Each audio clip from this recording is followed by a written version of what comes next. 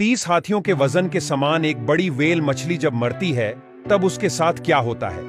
इस दैत्याकार व्हेल मछली का विशालकाय शरीर आखिर कहां जाता है और इसके मरे हुए शरीर के साथ समुद्र में क्या क्या होता है, यह जानकर आप हैरान रह जाएंगे। लेकिन इससे पहले व्हेल मछली की कुछ अनसुनी दिलचस्प बातें जानते हैं जो शायद आपने कभी नहीं सुनी होंगी। जब ब्लू व्हेल समुद्र में ऊपर की सतह पर तैरती है तब उसका दिल 1 मिनट में 20 से 30 बार धड़कता है, लेकिन जब व्हेल गहरे समुद्र में जाती है तब उसका दिल 1 मिनट में केवल 2 बार ही धड़कता है।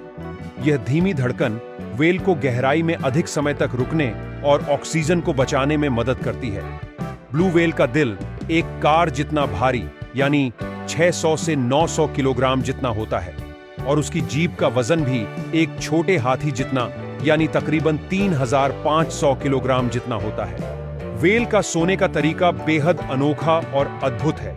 दरअसल ब्लू व्हेल जब सोती है तो उनका मस्तिष्क का आधा हिस्सा सक्रिय होता है और दूसरा आधा हिस्सा आराम करता है, क्योंकि व्हेल एक स्तनधारी जीव है और उसे सांस लेने के लिए कई बार पानी की सतह पर जाना पड़ता है। और अगर भूल से भी व्हेल पूरी तरह गहरी नींद में चली जाए तो वह सांस लेना भूल सकती है और उस प्रकार से डूबने से उसकी मौत भी हो सकती है।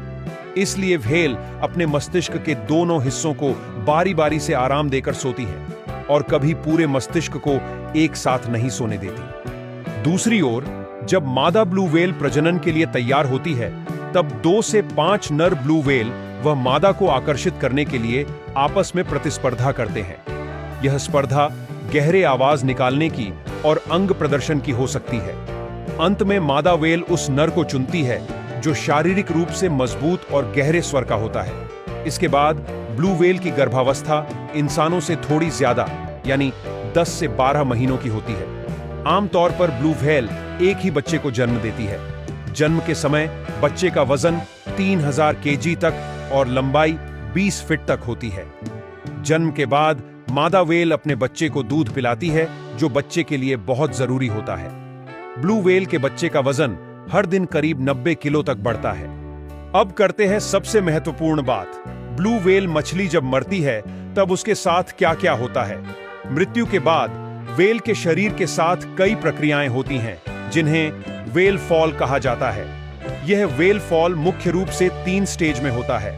यह तीनों स्टेज समुद्र के सब जीवों के लिए काफी महत्वपूर्ण होते हैं। स्टेज 1 जब व्हेल की मृत्यु होती है तब उसका वजनदार शरीर समुद्र में डूबने लगता है, लेकिन कुछ व्हेल के शरीर में गैस होती है और गैस की वजह से वह पानी के ऊपर तैरता रहता है। लेकिन जैसे ही शरीर में से गैस निकल जाती है तब धीरे धीरे वह गहरे समुद्र में डूबने लगता है। जब व्हेल का शरीर समुद्र की गहराई में पहुंचता है तब पहला चरण शुरू होता है, जिसमें कई प्रकार के बड़े और छोटे जीव जैसे कि शार्क, क्रेब्स और अन्य मांसाहारी मछलियां व्हेल के मांस को खाने लगती हैं। यह चरण तकरीबन 1 से 2 महीने तक चलता है। स्टेज 2 यह स्टेज में व्हेल के शरीर का मांस खत्म हो चुका होता है। अब उसके शरीर में केवल हड्डियां बची होती हैं, लेकिन इस हड्डियों के साथ काफी मात्रा में फैटी टिश्यू बचे होते हैं, जिससे कई प्रकार के कीड़े हड्डियों पर हमला करते हैं। वे हड्डियों में से वसा को निकाल कर खाते हैं। यह चरण